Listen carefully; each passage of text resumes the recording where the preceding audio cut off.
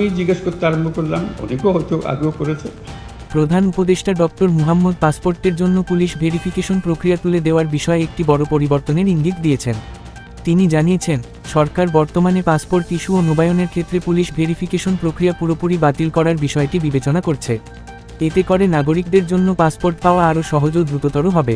এই পরিবর্তনের ফলে জাতীয় পরিচয়পত্র এবং অন্যান্য প্রয়োজনীয় নথি যাচাইয়ের মাধ্যমে পাসপোর্ট ইস্যু করা হবে, ফলে পুলিশ ভেরিফিকেশনের জন্য দীর্ঘ অপেক্ষার প্রয়োজন পড়বে না। বিস্তারিত দেখুন প্রতিবেদনে। আমি জিজ্ঞেস করতে আরম্ভ করলাম, অনেকেও হয়তো আগেও করেছে, কারণটা কি? পাসপোর্ট তো আমার নাগরিক অধিকারের একটা অধিকার। আমি চোর না ডাকাত না কি, সেটা আমি ভিন্নভাবে পুলিশ আমার বিচার করবে। কিন্তু আমাকে যে জন্মসনদ দিয়েছেন, সেটাও কোনো পুলিশ ভেরিফিকেশন দিয়ে করেনি। আমাকে এনআইডি দিয়েছেন, সেটাও কোনো পুলিশ ভেরিফিকেশনের জন্য অপেক্ষা করতে হয় না। নাগরিক হিসাবে পেয়েছি, এই দেশের নাগরিক। পাসপোর্টও এই দেশের নাগরিকের একটা পরিচয়পত্র, এখানে পুলিশ ভেরিফিকেশন লাগবে।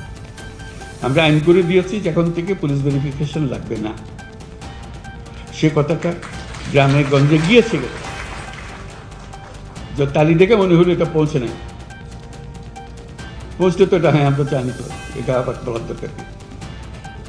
আমার বলার কারণে তালি দেওয়ার অর্থ হলো এটা সুন্দর কাজ হয়েছে। তো তার মানে এই কথা মানে পৌঁছে না, অথচ আমরা এখানে সিদ্ধান্ত নিয়ে বসে আছি বেশ কিছুদিন আগে। এই যে দূরত্ব, এটাও যেন না থাকে। এগুলোর কোনো কারণ নেই। বিনা কারণে মানুষ হয়রানি করাটাই যেন আমাদের ধর্ম। সরকার মানেই মানুষকে হয়রানি করা, এটার থেকে উল্টে যাওয়া। সরকার ভিন্ন জিনিস, আপনার অধিকারগুলো আপনার দরজায় পৌঁছিয়ে দেওয়া আমাদের কাজ। এটাই যেন আমরা স্মরণ করি। নতুন নতুন শীর্ষ খবরের জন্য চ্যানেলটিকে লাইক, কমেন্টস, শেয়ার, সাবস্ক্রাইব অথবা ফলো করুন।